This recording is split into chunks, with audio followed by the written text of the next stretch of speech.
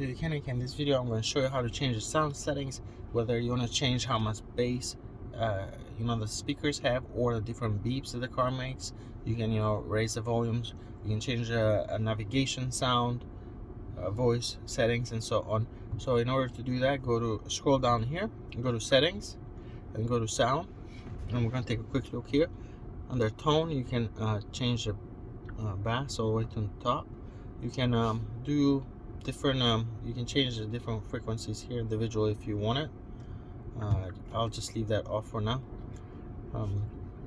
Let's go set the bass there, go back, balance. You can choose whether you want to play all the sound on the back or the front. Pretty simple you can just reset right there. Go close, and close the whole thing. Go back to sounds. But system volumes, this is what changes your voice control. You can change that. The navigation sound, it plays for you. Cross traffic alert, phone ringtone, SMS beep, and touch control. This is when you touch it, what we're doing right now. So you can set those as you like, and that's it.